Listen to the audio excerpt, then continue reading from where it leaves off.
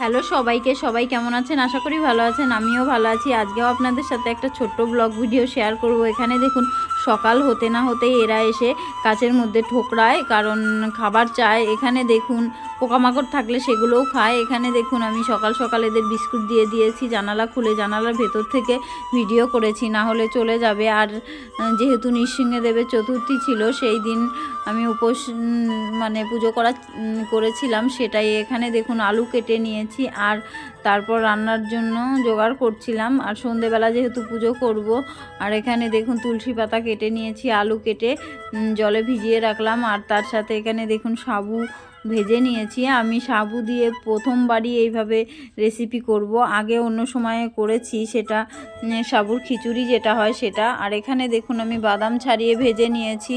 আর বাদাম ভাজার পর তারপর এখানে দেখুন আলু ভেজে নিয়েছি, আলু হালকা জিরে দিয়ে সম্বার দিয়েছি আর আদা দিয়ে। আর এখানে দেখুন গোলমরিচ আর কাজু বাদামও দিয়ে দেবো, গোলমরিচটা গুঁড়ো করে নেব। দেখুন বাদামটা ভেঙে দিয়ে দিয়েছি।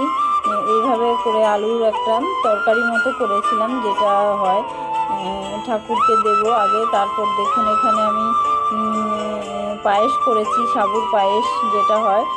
চিনি দিয়ে দিলাম, অল্প পরিমাণেই চিনি দেব কারণ।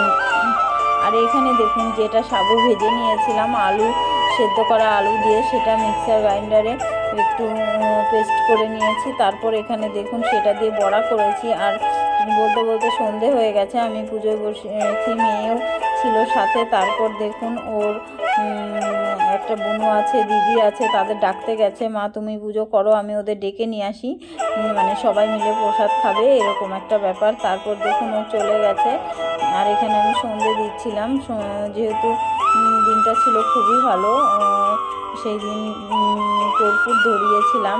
যে কোনো ভালো দিনে এরকম আপনারা বাড়িতে কর্পূর ধরাবেন, তাহলে দেখবেন যত নেগেটিভ এনার্জি থাকে সেটা কিন্তু আর থাকে না। তারপর এখানে দেখুন বাইরে ঠাকুর তুলসী তলায় প্রদীপ দিয়ে নিলাম, দেখিয়ে নিলাম।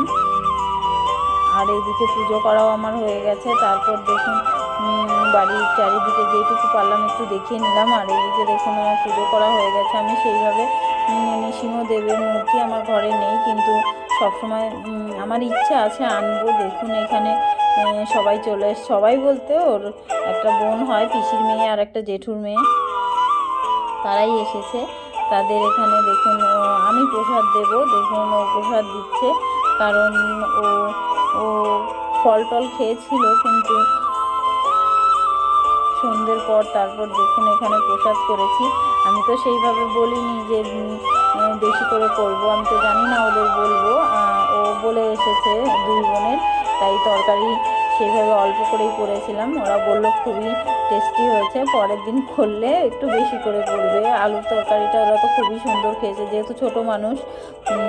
তারপর দেখুন এখানে ওদেরও খেতে দিয়ে আমিও সন্ধ্যের পরে প্রায় 7:30টার পরে আমরাও খাওয়া দাওয়া করে নিলাম। খাওয়া দাওয়া বলতে ঠাকুরের প্রসাদ নিয়ে নিয়েছি।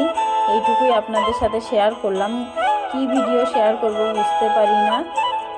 ভিডিও কেমন লাগলো অবশ্যই কমেন্ট করবে। আপনারা এইভাবে কিন্তু করতে পারেন। সাবুর পায়েসটাও সত্যি ঠাকুরের প্রসাদ যেটাই হয় না কেন, সেটাই কিন্তু খেতে খুবই সুন্দর হয়, যেমনই হোক না কেন। আমার তো যে কোনো জায়গায় ঠাকুরের প্রসাদ অনুষ্ঠান বাড়ি খুবই ভালো লাগে। এই দেখুন সবাইকে বলছিলাম এইদিকে তাকা হাই কর। এইটুকুই আপনাদের সাথে